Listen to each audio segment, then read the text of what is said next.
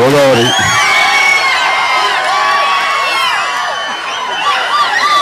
ఇప్పుడు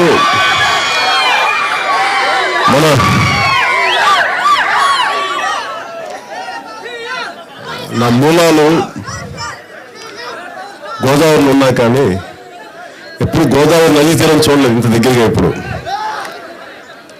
అలాంటి గోదావరి నదీ తీరం చూస్తుంటే నాకు అనిపిస్తుంది, శేషంటి సమ్మె రాసింది,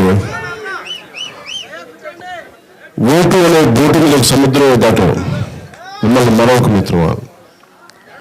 రాజకీయ నాయకులు చెప్పదలుచుకుంది, ఓటు అని మనం గెలిపించిన తర్వాత, సముద్రం దాటిన తర్వాత రేవు దాటవి తప్పు తగిలేసినట్టు ఎవరికైతే ఏ ప్రామిసులు చేశారో, ఏమి నిలబడతామని చెప్పారో అవి నిలబడకపోవటం వల్లే అనేక సమస్యలు ఉత్పన్నమవుతాయి. ముఖ్యంగా ఈ పోలవరం సంబంధించి ఈ ట్రైబల్ ఏరియాస్కి వీటన్నిటికీ నేను మెయిన్గా రావడానికి ఇక్కడ బాబు ఒక్క నిమిషం బాబు దయచేసి మీరు కూర్చోండి ప్లీజ్. కూర్చోండి.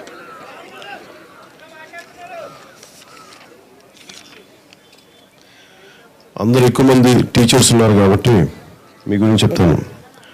ఒక బడి పంతుల మీద చెక్ చేయడానికి 10 మంది అధికారులు ఉన్నప్పుడు ఒక ఎమ్మెల్యేని చెక్ చేయడానికి ఒకరు కూడా లేరు, ఒక ఎంపీని చెక్ చేయడానికి ఒకరు కూడా లేరు, ముఖ్యమంత్రి గారిని చెక్ చేయడానికి ఎవరు లేరు.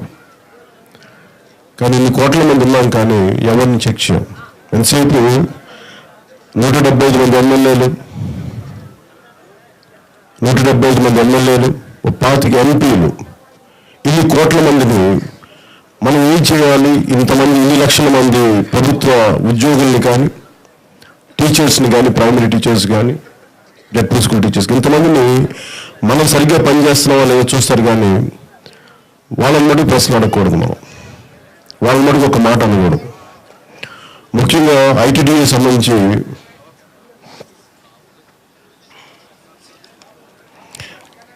ఇంటిగ్రేటెడ్ ట్రైబల్ డెవలప్మెంట్ అథారిటీ గురించి సుజన గారుగా మీ పేరు. ఇది నేను ఉత్తరాంధ్ర పర్యటనలో అరకంతా వెళ్ళినప్పుడు మొన్నటికి మొన్న మనకు ఒక క్వారీ ఇన్సిడెంట్ కూడా జరిగింది.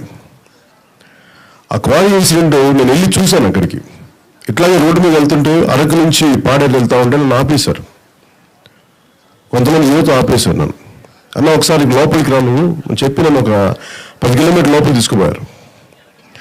10 కిలోమీటర్ లోపలికి తీసుకెళ్ళిపోతే ఇక్కడ క్వారీని మనకు తెలిసి మన ప్రాంతాల్లో నీటి గడ్డలు ఉంటాయి. ఒక 4 అడుగులు నీటి ఊటగడ్డలు. ఆ ఊరుతూ ఉంటే అక్కడ పేలుస్తున్న బాంబులకి, పేలుళ్ళకి, అంటే మైనింగ్ శాఖ సరిగ్గా దానికి విధి విధానాలు పాటించకుండా చేసే పద్ధతికి వాళ్ళన్నీ పేలు చేస్తారు. దాని తాలూకు మందు, దుమ్ము, ధూళి, ఆ సల్ఫర్ మొత్తం డస్ట్ అంతా వచ్చి ఇక్కడ పడతా ఉంది. ఆ కెమికల్స్ అన్నీ వచ్చి అక్కడ చాలామందికి, ఇంక్లూడింగ్ ఒక ఫాదర్ కూడా, పాస్టర్ కూడా, ఆయన కిడ్నీ వ్యాధి చచ్చిపోయారు. ఏంటంటే ఇది మనకి ఈ పేల్చడాల వల్ల, ఈ పేలుడు పదార్థాల వల్ల గాల్లో కలుషితమై అలాగే నీళ్ళలోకి వెళ్ళిపోయి దీని గురించి అడిగేవాళ్ళు ఎవరు లేరు. నేను ఆ రోజున ప్రభుత్వానికి కానీ నేను మన మధ్య ట్వీట్ కూడా చేశాను. అంటే ట్రైబల్ సమస్యల గురించి మాట్లాడుతుంటే నిజంగా ప్రభుత్వ అధికారులు కానీ, ఎమ్మెల్యేలు కానీ నిజంగా వారి బాధ్యత నెరవేర్చుంటే, ఒక సమస్యని ప్రజలు అంతమంది బయటికి కానీ వచ్చి ఉంటే ఆ ఎమ్మెల్యేలు ప్రాణాలు కోల్పోకుండా ఉండేవారు. ఇది చాలా నాకు వేదన కలిగించింది. ఇది అలాగే ఇంటిగ్రేటెడ్ ట్రైబల్ డెవలప్మెంట్ అథారిటీ వాళ్ళ ముఖ్యమైన పని ట్రైబల్ వెల్ఫేర్కి సంబంధించి వాళ్ళకి విద్య కానీ, ఉపాధి అవకాశాలు కానీ, వాళ్ళు ఏదైనా ఎంటర్ప్రీనియర్స్గా అవ్వాలి అంటే, పారిశ్రామికవేత్తలుగా లేదంటే స్థానిక చిన్న వ్యాపారాలు చేసుకోవడానికి వాళ్ళతో విధంగా కృషి చేయాలి, వాళ్ళకి సపోర్ట్ చేయాలి. ఇంటిగ్రేటెడ్ ట్రైబల్ డెవలప్మెంట్ అథారిటీకి సంబంధించి ఏ మూలకి వెళ్ళినా కానీ, ముఖ్యంగా మన గిరిజన ప్రాంతాలు ఎక్కడికి వెళ్ళినా కానీ, ఏదైతే దానికి ఉద్దేశింపబడిందో, ఏదైతే సమస్యలు వాళ్ళు నెరవేర్చాలో, వాళ్ళ బాధ్యత నిర్వర్తించాలో. అంటే ఉదాహరణకి ఒక అబ్బాయి ట్రైబల్ స్టూడెంట్, చాలా గొప్ప మార్షల్ ఆర్టిస్ట్ అబ్బాయి, చాలా మెడల్స్ వచ్చింది. తన అన్న ఏంటంటే నేను వెళ్ళి ఇంకొక మలేషియాలో కాంపిటీషన్ చేయించుకుంటాను, చేయాలి, నాకు ఒక 50,000 ఇవ్వాలి. అబ్బాయికి రైట్ ఉంది, హక్కు ఉంది. దానికి ఇవ్వడానికి ఎవరు లేరు, మాట్లాడడానికి ఎవరు లేరు. అందరు లంచాలు అడిగి ఇట్లా అయిపోయింది. ఒక డిసప్పాయింట్మెంట్ అయిపోయిందంటే స్కిల్ ఉన్న కుర్రోడు ప్రభుత్వం ఇది ట్రైబల్ డెవలప్మెంట్ అథారిటీ గురించి మాట్లాడటానికి గవర్నమెంట్ ఆంధ్రప్రదేశ్ ప్రభుత్వం కానీ భారతదేశ ప్రభుత్వం కానీ, నేను చాలా కాలం గతంలో కూడా కొంతమంది పెద్దలకు కూడా చెప్పాను, ప్రజా ఉద్యమాల వైపు యువత ఎందుకు వెళ్తారు?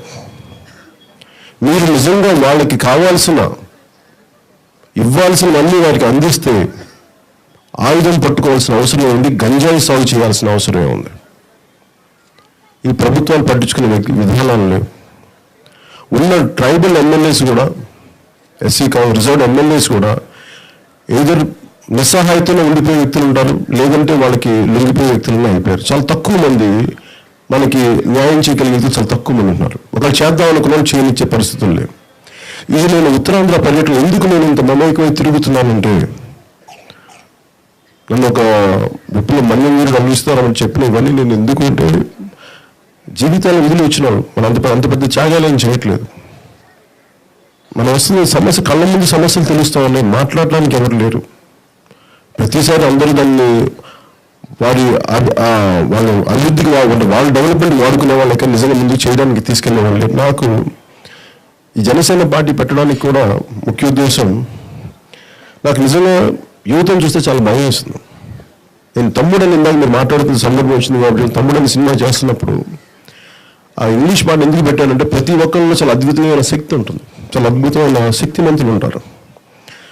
ఒక 35,000 సంపాదించే ఒక ప్రైమరీ స్కూల్ టీచర్లు ఇంత వాగ్ధాటి, ఇంత ఆవేదన, ఒక కవిత్వ ధోరణిలో ఇంత వాగ్దాయకులు ఉంటుందని ఎలా తెలుస్తాయి? సమయ సందర్భం వచ్చే వరకు, ఇప్పుడు ఇందాక లక్ష్మణరావు గారు, మన ప్రైమరీ టీచర్ లక్ష్మణరావు గారు చెప్పింది, ఆయనకి అవకాశం ఇచ్చే వరకు అలాంటి వ్యక్తులు బయటికి రారు. వాళ్ళు సంపూర్ణంగా ఉద్యమ విద్యుత్వం ఉన్నవాళ్ళు వీళ్ళు. ఈ విద్యుత్తు ఉన్న వ్యక్తుల్ని సమాజానికి చాలా బలంగా పటిష్టంగా చేయగలిగే వ్యక్తులు వీళ్ళందరూ. వీళ్ళు సంపూర్ణంగా రాష్ట్ర ప్రభుత్వం కానీ వాడుకోకపోతే వారిని నిస్సహాయ గురైపోయి నిర్వేదానికి గురవుతారు. సో నేను ఎందుకు పార్టీ పెట్టానంటే, నిజంగా నాకు ఆవేదనతో పెట్టాను. నాకు నిజంగా వ్యక్తిగతంగా ఎదగాలంటే నాకు చాలా తేలిక. సినిమాలు చేసి అక్కడి నుంచి ఇంకోటి ఒకలా ప్రైమ్ మినిస్టర్ గారు తెలుసు, లేదంటే వాళ్ళతో పరిచయాలు ఉన్నాయి, వీళ్ళతో పరిచయాలు అని చెప్పి ఎదగడం నాకు చాలా తేలిక, వ్యక్తిగతంగా రాజకీయంగా. నిజంగా నాకున్న బాధ ఏంటంటే, మనకి ఇన్ని సమస్యలు ఉన్నాయి, ఈ సమస్యల గురించి నాకు మాట్లాడటం, వాటిని బయటికి తీసుకురావడం నాకు చాలా ఇష్టం. ఎందుకంటే పుస్తకాల్లో చదువుకుంటాం, మీరందరూ ప్రైమరీ స్కూల్ టీచర్స్ కూడా చాలా మంది ఉన్నారు.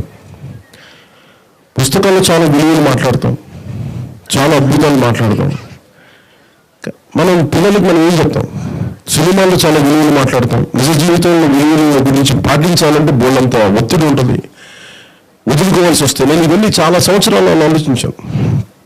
ఆల్మోస్ట్ నాకు ఊహ తెలిసినప్పటి నుంచి ఆలోచించాను, నేను ఏం చేయాలి, నా దిశానిర్దేశం ఏంటి, నా జీవితం నాకేం చెప్తుంది, నేను ఏం అవ్వాలని. నాకు ఎప్పుడూ ఒకటే ఉండేది, 14 ఏళ్ళ వయసు నుంచి, సమాజానికి ఏదైనా పని చేద్దాం. నువ్వు అప్పటికి మనం చాలా మందిని చదివాం, గొప్ప వీరుల కథలు చదివాం, స్వాతంత్ర సమరయోధుల కథలు చదివాం. కానీ నాకు అర్థమైంది, పెరిగే కొద్దీ పిరికితనం ఎక్కువైపోయింది.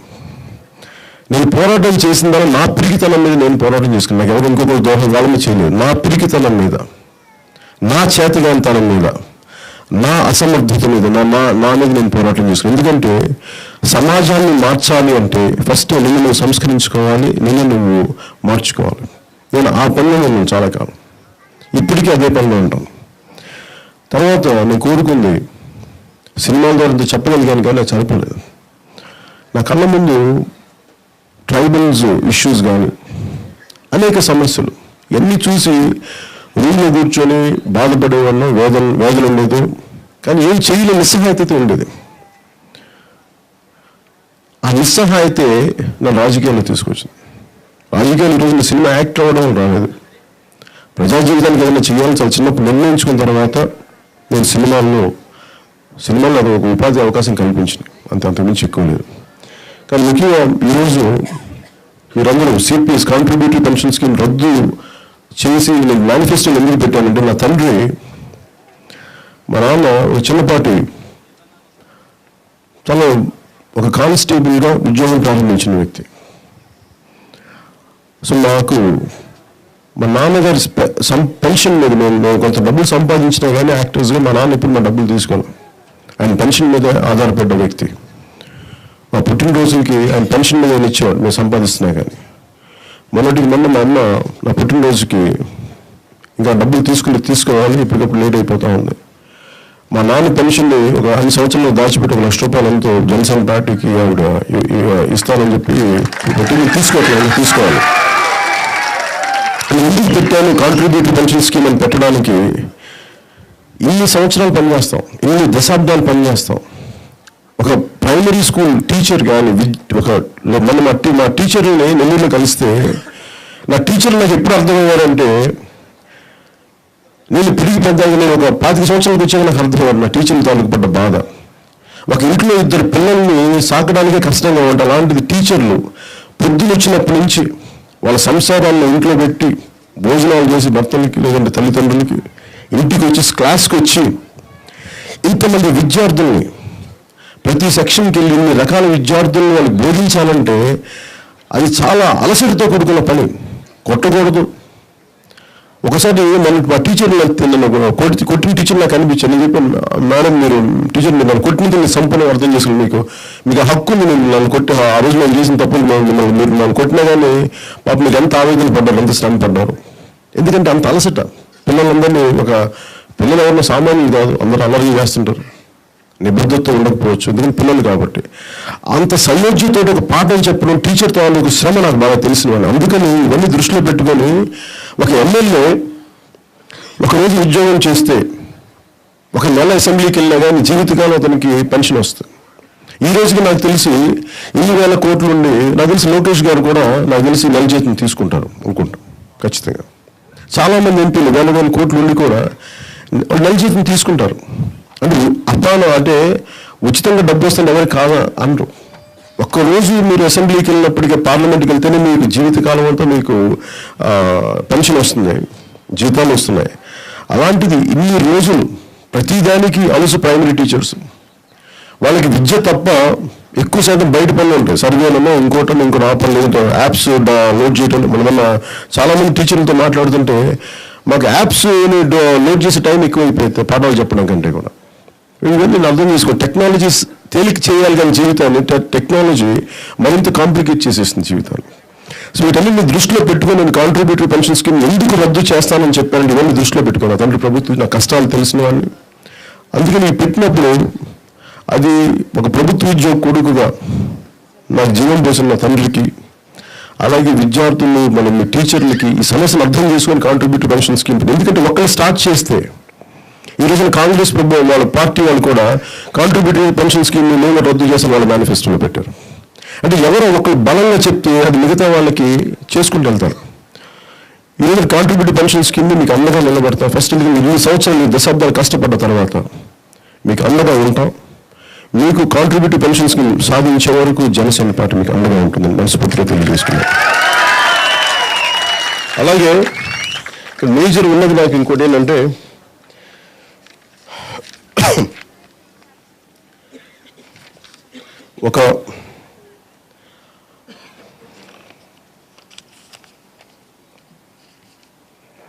అంటే మనకి ప్రైమరీ టీచర్స్కి ఎమ్మెల్సీ ఎన్నికల్లో ఓటు హక్కు లేదని.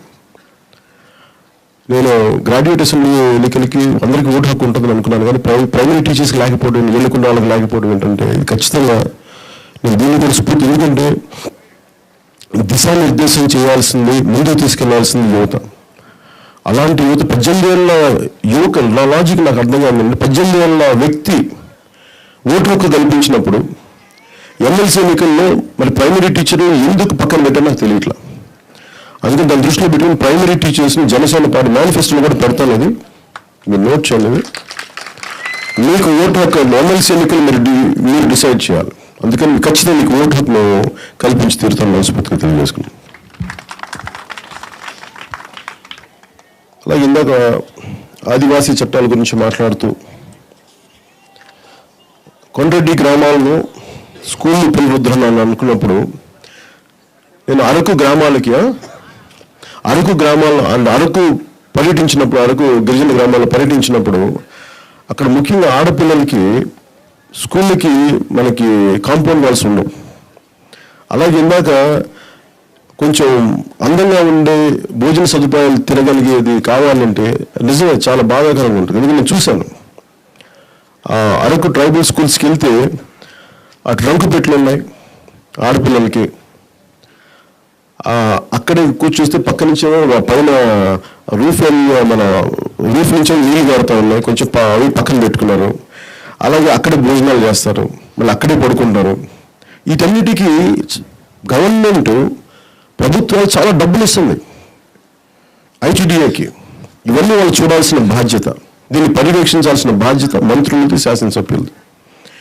నిజంగా వాళ్ళకి గిరిజన స్కూల్స్ని చాలా అందంగా నిర్వహించాల్సిన అవసరం ఉంది. ముఖ్యంగా ఆడపిల్లల్ని, ముఖ్యంగా గిరిజన పాఠశాలలో అన్ని స్కూల్స్ ఆడపిల్లలతో పాటు గిరిజన పాఠశాలలో కొంచెం ఊర్లు వాళ్ళు కొంచెం విసిరేసినట్టు ఉంటాయి కానీ స్కూల్స్.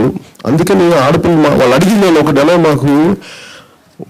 మనకి కాంపౌండ్ వాల్స్ లేవు, మాకు రాత్రులు పూట పడుకోవడం భయం వస్తుంది. ఎవరో ఒక లాక్తో పిల్లలు వచ్చి రాళ్ళు ఇస్తూ ఉంటారు, అరుస్తూ ఉంటారు, మా టీచర్లు కూడా భయపడుతుంటారు. అంటే అదే నాకు మొన్న చాలా బాధ కలిగించింది. సో ఇలాంటివన్నీ చేయడానికి బోల్డంత ఉన్నాయి. పైగా వీళ్ళు విధి వెళ్ళటానికి స్కూల్స్కి అక్కడి నుంచి వాళ్ళ గ్రామాలకు వెళ్ళడానికి ఇబ్బందులు ఉన్నాయి, రవాణా సౌకర్యాలు ఇవన్నీ.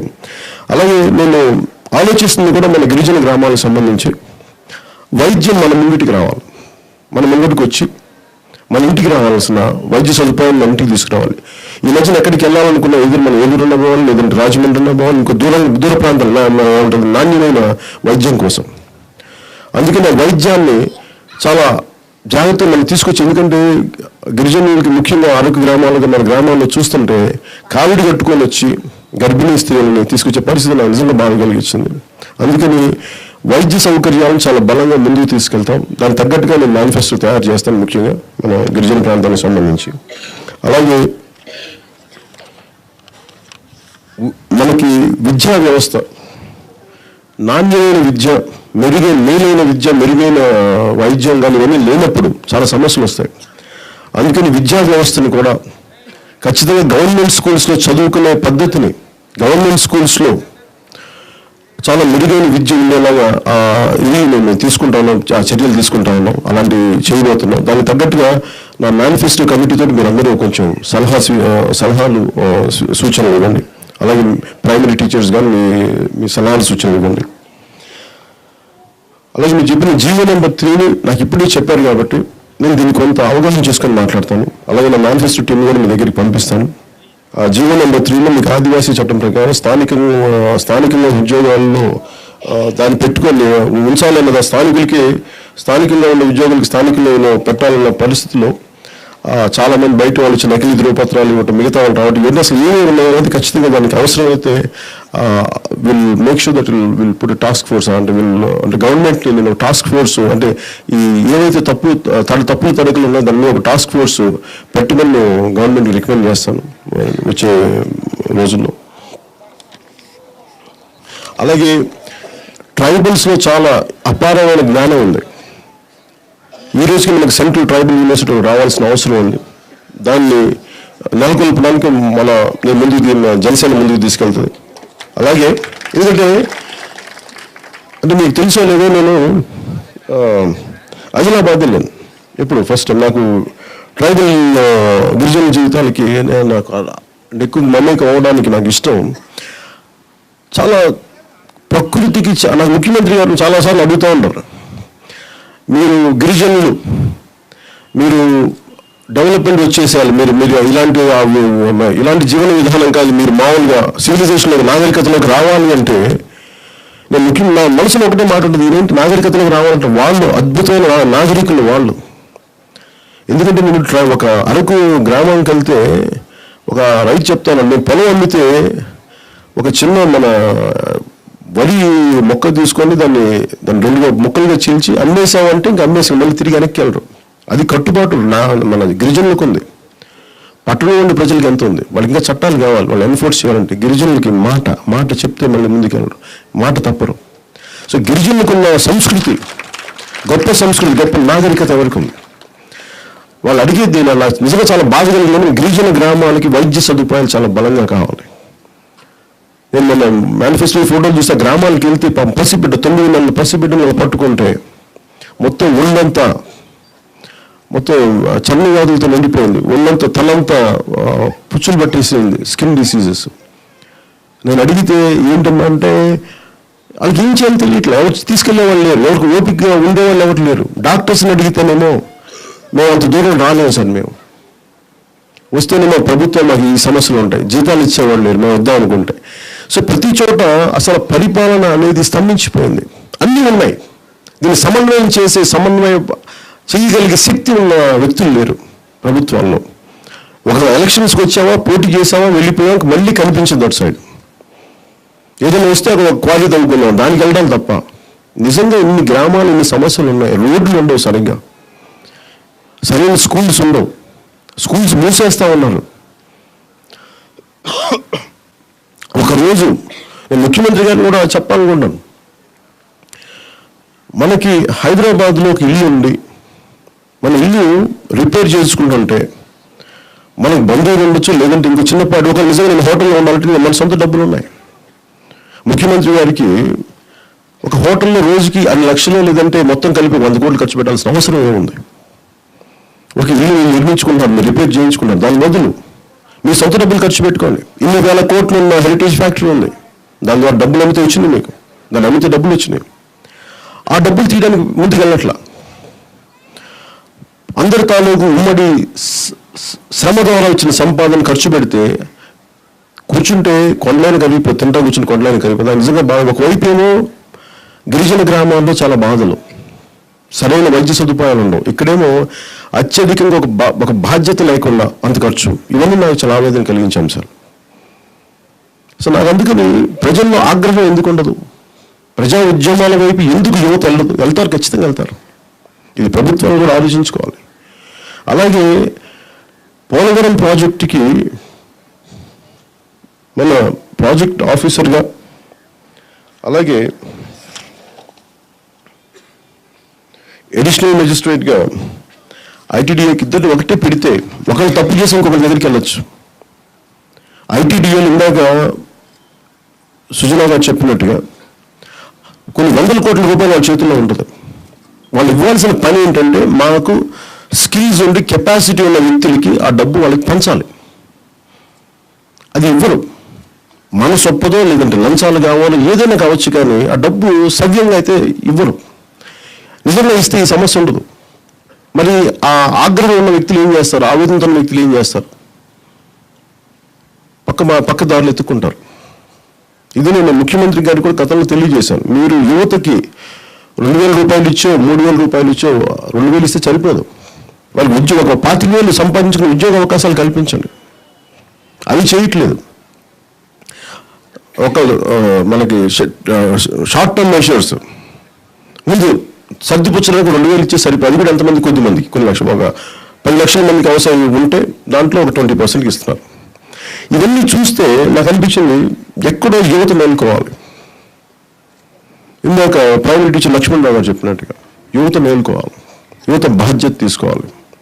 ఎందుకంటే నేను వచ్చింది కూడా ఇంకా ఉందా, ఇసుక ఉంది కొంచెం, శాండ్ మాఫియా ఇంకా మొత్తం తెలియదు, అది కూడా తీసేస్తాను. ఎవరన్నా నా భయం ఏంటంటే ఇంకా నేను యాక్చువల్ కొంత ఇసుక ఇచ్చారు తెలియజేస్తాను. ఐటీ పర్లేదు, సంతోషంగా. ముఖ్యమంత్రి గారికి కూడా కొంచెం సంతోషం. ఇంకా గోదావరి తీరులో కొంత ఇసుక ఉంది, పాపం తగ్గి చేతులు ఎత్తుపెట్టేసినట్టున్నాయి. ఇసుక మాఫియా ఇది ఎంత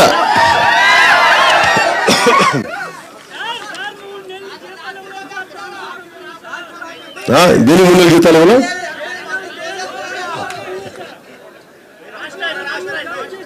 ట్రాన్స్ఫర్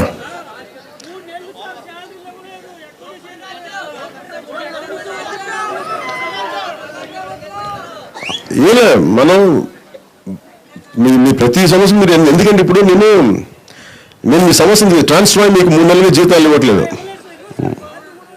సరే ముఖ్యమంత్రి గారు చెప్తాను. ముఖ్యమంత్రి గారు మీరు పోలవరం ప్రాజెక్ట్ గతంలో మీరు కట్టబెట్టిన ట్రాన్స్ట్రాయ్ కంపెనీ వాళ్ళు 3 నెలలుగా జీతం ఇవ్వట్లేదు అంటే ఇక్కడ నాకు ఒక కంప్లైంట్ ఉంది, దయచేసి దాన్ని చూడండి.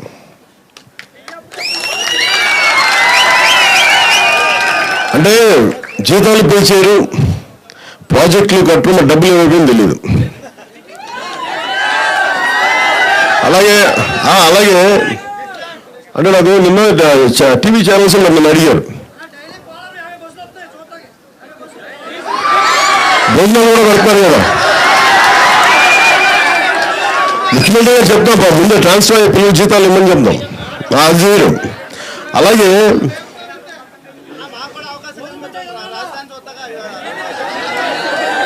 ఓకే, అలాగే ఇది చెప్తాం, ఇది బాగుంది. ఓకే, ముఖ్యమంత్రి గారికి పోలవరం ప్రజలు కోరుకునేది ఏంటంటే, మీరు మొత్తం ఆంధ్రప్రదేశ్ ముఖ్యంగా విజయవాడ ప్రాంతం నుంచి మీరు పోలవరం ఎలా కడుతున్నారో మీరు బస్సులు వేసి తీసుకొస్తున్నారంట. అలాగే మీరు రాజధాని ఎంత అద్భుతంగా కడుతున్నారో పోలవరం ప్రజలు కూడా బస్సులు వేసి తీసుకెళ్ళాలని కోరుకుంటా ఉన్నాను. సరే, ఇది చాలా మంచి పాయింట్ ఇచ్చి నేను చెప్తాను, అన్ని సభలో చెప్తాను.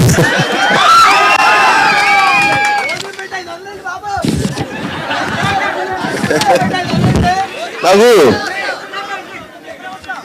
ముఖ్యమంత్రి గారు అడుగుతాను, ఇది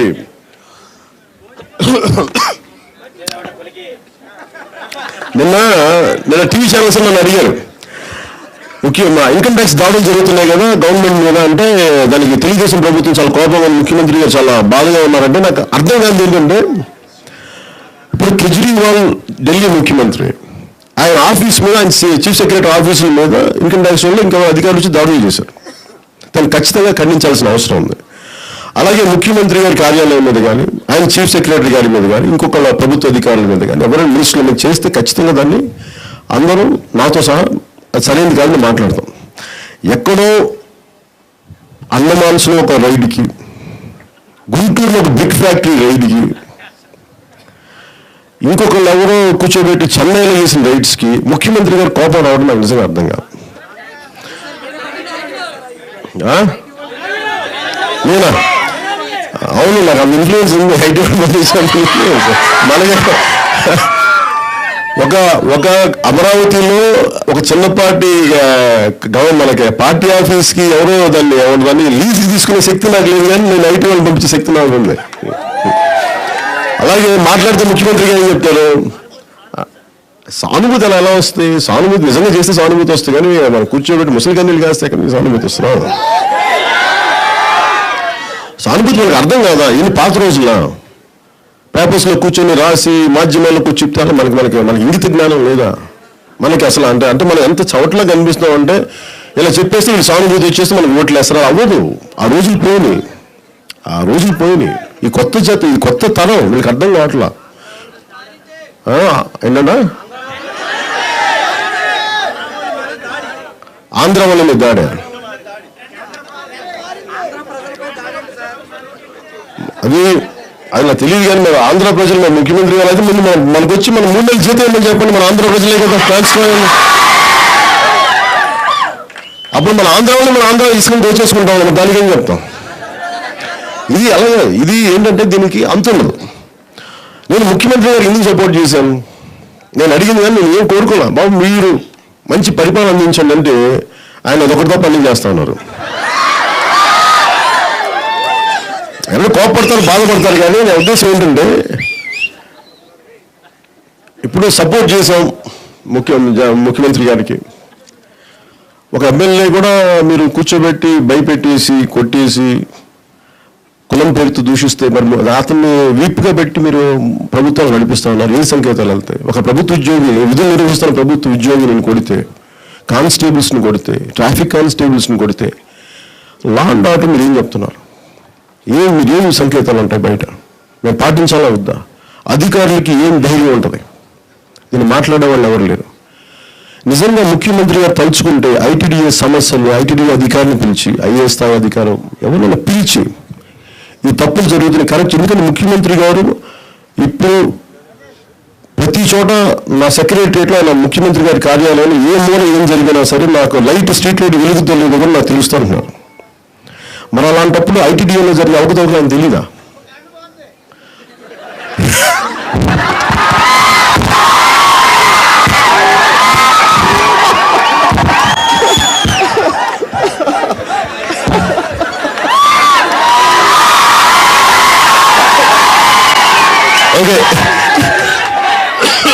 ముఖ్యమంత్రి గారికి ఆయన చేసే కార్యక్రమాలప్పుడు కరెంటు పోదు, సెక్రటరీ అని తెలుస్తాయి. ట్రాన్స్ఫాయిలో ఉద్యోగాలు రాలేదు, కరెంటు పోతుంది. ఆ తెలియదు ఏమిటంటే కరెంటు పోయింది. అలాగే మనకి ఇసుక చేస్తున్నారంటే నాకు అప్పుడు కరెంటు పోయింది. సో మనకు అర్థం ఏంటంటే పోలవరం నుంచి మనం తీసుకెళ్ళేది ముఖ్యమంత్రి గారి ప్రాజెక్టులు చేసేటప్పుడు కరెంట్ కరెక్ట్గా ఉంటుంది. నేను వెళ్తూనే ఉంటాను. మన సమస్యలు వచ్చేటప్పటికి అన్ని కరెంట్లు పోతున్నాయి. అది సమస్య. సో ఇది ముఖ్యమంత్రి గారు తెలియదు. మార్పు ఎలా ఉంటుందంటే నేను చాలా మంది చెప్తాను, మీ చుట్టూ తిరిగి 3 నిమిషాల పిల్లలు చిన్న పిల్లలు అంటే ఖచ్చితంగా చుట్టూ తిరిగి 3 నిమిషాల పిల్లలు చిన్నపిల్లలు, కలుషితం లేని వాళ్ళు, కల్మషం లేని వాళ్ళు. నేను వాళ్ళు ఓటు కాదు నాకు, వాళ్ళు నా బిడ్డలు. వాళ్ళు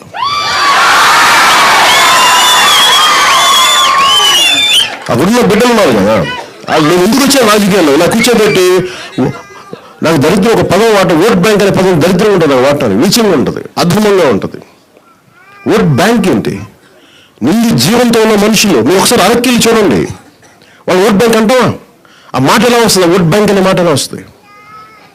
కన్నీళ్ళు, కష్టాలు, కడుపు కోత, అనారోగ్యం, అనాసక్తి జీవితం మీద బతకాలా లేదనేది మా కూర్చోబెట్టి 1000 కోట్ల మినరల్ వాటర్ అడగట్లా. మామూలుగా గిరిజన గ్రామాలకు వెళ్తే నేను ఆదిలాబాద్ తాండాలు కూడా తిరిగినప్పుడు మా మంచినీళ్ళు ఇప్పించినారు, తాగడానికి కొంచెం గుక్కి నీళ్ళు ఇప్పించు.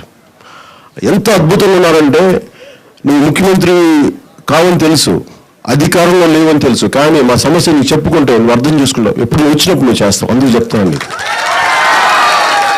నేను ఎందుకు 25 సంవత్సరాలు ఎందుకు మాట్లాడతానంటే ఆలోచన లేక కాదు, చాలా లోతైన ఆలోచనతో మాట్లాడతాను. ఎందుకంటే నాయకత్వం ఇప్పుడు ఇందాక మాట్లాడే లక్ష్మణరావు గారేనా? మీ పేరు లక్ష్మణరావు కదా? అతను ఒక గొప్ప నాయకుడు దాగున్నాడు. అతను గొప్ప నాయకుడు దాగున్నాడు. అలాంటి వ్యక్తి నాయకుడు అవుతాడు. నేను ఎందుకు వెయిట్ చేస్తాను 25 సంవత్సరాలు? ఎందుకంటే ఈరోజు ఒక ప్రైమరీ టీచర్ అతను ఒక రోజున అతను మన్యాన్ని శాసించే గొప్ప నాయకుడు కూడా అవుతాడు. అతను మన్యాన్ని శాసించడం అంటే దేంట్లో? దౌర్జన్యంతో కాదు, ప్రేమతో, బాధ్యతతో ముందుకు తీసుకురా. మీరు వచ్చిన అన్న లక్ష్మణ మా సమస్య ఉంది, ఇలాంటి వాళ్ళు కావాలి రాజకీయాల్లోకి. అందుకు నేను 25 సంవత్సరాలు చెప్తాను. ఆల్రెడీ ఎస్టాబ్లిష్ అయిన లీడర్స్ కాదు నేను కోరుకునేది, కొత్త తరం నాయకులు, లక్ష్మణరావు లాంటి నాయకులు రావాలి బయటికి. లక్ష్మణరావు లాంటి వ్యక్తులు కావాలి. కడుపు మండే కలల ఖనిజాలతో చేసిన యువత రావాలి బయటికి. ఎలా ఉండాలి? దగ్గలాడాలి, మెలమెల మెరవాలి. కత్తితో మనకి షార్ప్నెస్ ఉండదు. తెగిపోతే మాట ఎలా ఉండాలంటే, మాట కత్తితో తెగితే కొడితే ఎట్లా తెగిపోతే, మాట మాట్లాడితే చూడలా పోవాలి. అలాంటి యువత రావాలి. అది పుష్కలంగా ఉన్నారు మన గ్రామాల్లో, మన పోలవరంలో, మన గోపాలపురంలో. వాళ్ళని ఎక్కడికి వెళ్ళినా సరే యువతలు అంత గొప్ప వాళ్ళు ఉంటారు. నేను వాళ్ళని గుర్తించడానికి 25 సంవత్సరాలు ఉంటాను. అవివేకంతో అలా ఆలోచన లేక కాదు, చాలా ఆలోచనతో మాట్లాడతాను. నేను ఒకటే ఆలోచన, తెలుగుదేశం పార్టీకి సపోర్ట్ చేయడానికి. ఓట్లు చేల్చకూడదు. ఓట్లు చేల్చకుండా నాదైన వంతు కృషి నేను చేయాలి. ఏది చేస్తే ఓట్లు గెలిస్తే, నేను పోటీ చేస్తే పెరుగుతావా? పోటీ చేయకపోతే ప్రజా సమస్యలు తీసుకెళ్ళాలి. పోటీ చేస్తే నేను ప్రజా సమస్యలు ఎక్కువ తీర్చగలనా, లేదంటే ఒక ప్రభుత్వాన్ని నిలబడితే ఎక్కువ సమస్యలు తీర్చగలనా అంటే, నేను సపోర్ట్ చేస్తే ప్రభుత్వం ఫామ్ అయితే నేను సమస్యను ఎక్కువ తీసుకెళ్ళడం దృష్టి ఉంటుంది. ఆ బలంతో వచ్చాను, అందుకు పోటీ చేయలేదు. అంతేగాని ఆలోచన లేక కాదు, అవివేకంతో కాదు, చాలా ఆలోచనతో చేశాను. ఒక కుటుంబాన్ని 5 మంది బిడ్డలున్న మనుషులున్న కుటుంబాన్ని ముందుకు తీసుకెళ్ళాలని తండ్రికి చాలా కష్టం, ఒక ఇంటి పెద్దకి. అలాంటిది ఎన్ని కోట్ల కుటుంబాన్ని ముందుకు తీసుకెళ్ళాలి అంటే ఎంత కష్టం, దానికి ఎంత అనుభవం ఉండాలి. అలాంటి అనుభవం కోసం నేను చూశాను. ఇది నాకు 2019 నాకు 3వ ఎన్నిక. అది 2009లోకి ఎన్నిక చేశాను, 2007 నుంచి 2014లోకి ఎన్నిక చేశాను. 2009లో 283 స్థానాలకు పోటీ చేసిన అనుభవం ఉంది మనకి. ఆ రాజకీయ అనుభవం ఉంది. మాట్లాడాం ఒక రాష్ట్రం కాదు, తెలంగాణతో సహా. ఈ రోజున 2014లో ఒక ప్రభుత్వం నిలబడటానికి మన వంతు సహాయం అందించాం. 2019కి మనదైన ప్రభుత్వాన్ని స్థాపిద్దాం.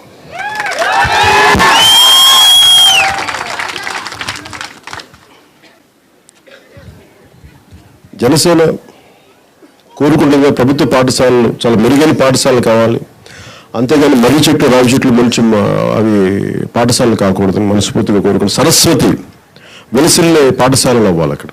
దానికి మెరుగైన టీచర్ అవ్వాలి అంటే ఒక ఐఏఎస్ ఆఫీసర్ స్థాయికి అది ఎట్లా ఉండాలంటే చాలా చాలా గౌరవం వచ్చే స్థాయి ఉండాలి. ఏమో పంతులు ఇల్లరా, ఏమో టీచర్ ఇల్లరా అని అంటాం కాదు. మాస్టర్ గారు, మేడం, టీచర్, ఆ గౌరవం ఇవ్వగలిగే స్థాయికి ప్రతి ఒక్కరిని జనసేన పార్టీ టీచర్స్కి అంత గౌరవం ఇస్తుంది. ఎందుకంటే మీరే విలువలు ఇచ్చేది. మిమ్మల్ని సరిగ్గా చూసుకోకపోతే, మిమ్మల్ని అండగా నిలబడిపోయి ఎందుకు సిపిఎస్ పెట్టానంటే మీరు సంతోషంగా లేని కాడికి మీరు కన్నీళ్ళు కావాల్సిన విద్యార్థులు మీరేం పాఠాలు చెప్తారు? మీరు కంటి నుంచి కాచినప్పుడు ఆనంద భాష్పాలు అవ్వాలి కానీ కన్నీటి ధారలు కాకూడదు. ఏడుపుతో వచ్చిన కన్నీటి కాదు, ఆనందంతో వచ్చిన కన్నీటి చుక్కలు అవ్వాలి. అందుకని నేను సిపిఎస్కి అండగా నిలబడతాను. అలాగే ఇవన్నీ నేను చాలా దీర్ఘకాలిక పోరాటం చేస్తున్నాను. ఒక మన్నం వీరుడు అందిస్తున్నాను ఇందులో స్ఫూర్తి. వాళ్ళకి ఏం పని? సుఖమైన జీవితాన్ని వదులుకొని నేను వాళ్ళంత గొప్ప త్యాగాలు ఏం చేయట్లేదు. 23 ఏళ్ళ వయసులో భగత్ సింగ్లో నేను కూర్చోబెట్టి ఉరికి తగిలించుకోవట్లేదు. కనీసం నా వంతు కృషి నేను చేయగలిగేది నేను బయటకు వచ్చి మన సమస్యలని మీ దగ్గర వినటం, నాదైన పోరాటం నేను చేయటం. దీంట్లో చాలామంది బెదిరిస్తారు, రకరకాలు ఉంటాయి. అన్నింటినీ తట్టుకొని ఎందుకు నిలబడుతున్నానంటే నాకు జెడ్ కేటగిరీ సెక్యూరిటీ అవసరం లేదు. మీరే నా AK-47, మీరే నా జెడ్ కేటగిరీ సెక్యూరిటీ. మీ గుండెల్లో మించిన ప్రేమకు మించిన సెక్యూరిటీ, ప్రేమకు మించిన రక్షణ కవచం, మీ ప్రేమకు మించిన రక్షణ వలయం కానీ రక్షణ కవచం కానీ ఏ జెడ్ కేటగిరీ ఇవ్వలేదు. కొన్ని వేల AK-47 ఇచ్చినా ఇవ్వలేదు. మీ ప్రేమ నా రక్ష. అలాగే నా దృష్టికి వచ్చిన సమస్యలన్నింటినీ సానుకూలంగా అన్నీ నేను మీకు దానిపైన స్పందిస్తాను. వాటిని పరిశీలించి తీసుకుని ముందుకెళ్తాను తెలియజేసుకుంటూ. తప్పు చేసేది జెడ్ కేటగిరీ అంటాం. ఓకే.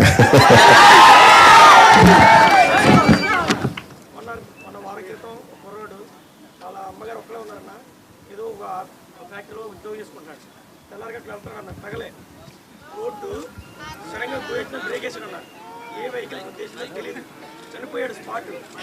ఈయన సీఎం గారు ఇన్నిసార్లు ఇక్కడికి వచ్చారు. ఒక్కసారి బై రోడ్డు రమ్మన్నాను సార్. రోడ్డు పరిస్థితి ఏంటో నాకు తెలుస్తుంది. లేదు, నేను మాట్లాడుతున్నా. రోడ్లు చాలా చాలా దారుణంగా, చాలా నీచమైన రోడ్లు నాకు తెలుసు. నేను వెళ్ళాను కదా, పడవలు వెళ్తున్నట్టుంది. పైగా గతుకులు చాలా కష్టం. అంటే అది అంటే కారులో ఒకలాగా వస్తే నా కష్టం నాకు తెలుసు. అది ప్రాణాలు పోతున్నాయి నాకు తెలుసు. నేను అర్థం చేసుకోవాలి. స్టిక్కరింగ్ షాప్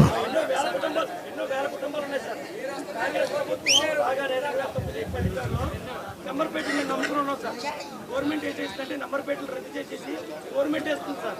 అది కూడా నాణ్యత లేదు సార్. ఒక నంబర్ ప్లేట్ పెట్టుకుంటే 3 నెలలు 4 నెలలు 5 నెలలు తిరుగుతారు సార్. ఇక్కడ నంబర్ ప్లేట్ రాష్ట్రం సార్. మేము లక్షల్లో పెట్టుకున్నాం. వ్యాపారాలు పోయినాయి.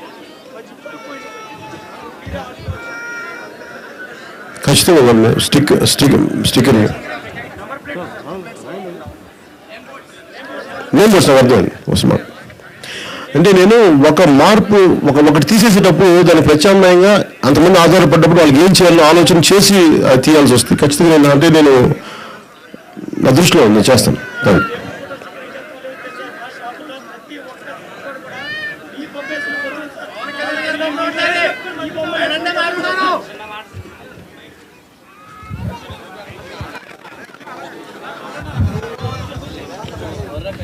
ఎవరు ఒక్కళ్ళు మాట్లాడారు.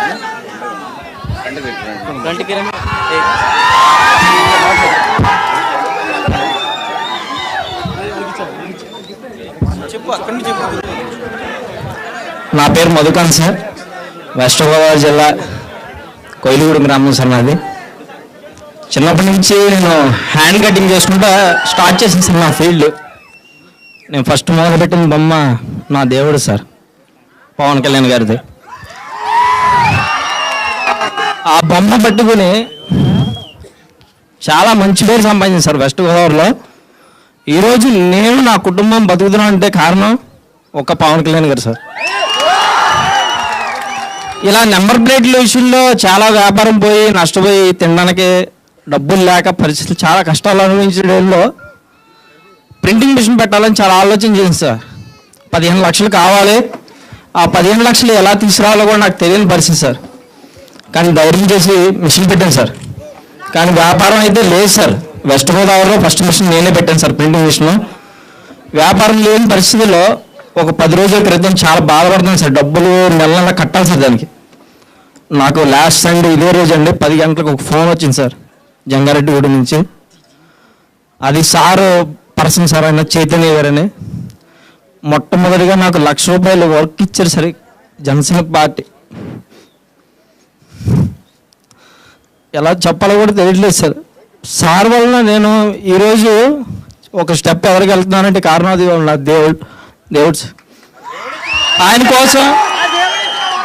ఆయన కోసం రాత్రి అంతా కష్టపడి ఒక ఫ్రేమ్ తీసుకొచ్చాను సార్.